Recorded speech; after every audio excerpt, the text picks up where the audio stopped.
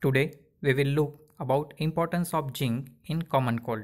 So how this zinc is useful in common cold, that we will look. So generally this zinc is given along with the other important supplement like ascorbic acid and other important dietary supplement. It is given and it is considered part of the treatment for the common cold. Basically this zinc supplement within 24 hours of the onset of symptoms like weakness, fever or coughing.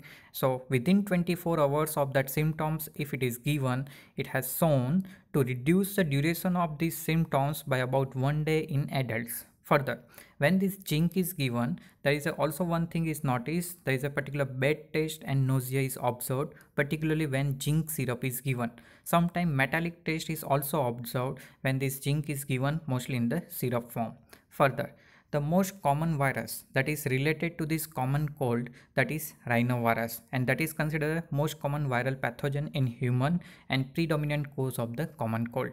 So there is a one theory that is explaining how zinc reduce the severity and or duration of this cold symptom is either it is suppression of nasal inflammation, particularly nasal mucosal inflammation will be suppressed. Another thing that is direct inhibition of the rhinoviral receptor binding. So basically this virus is not able to attach over the receptor.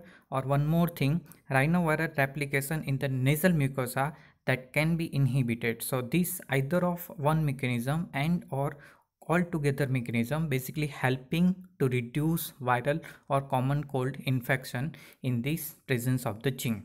Further, zinc deficiency may lead to the loss of appetite and there is a more chances of common cold in the absence of the zinc. So you have to take care the sufficient amount of the zinc in our body to reduce episodes of the common cold.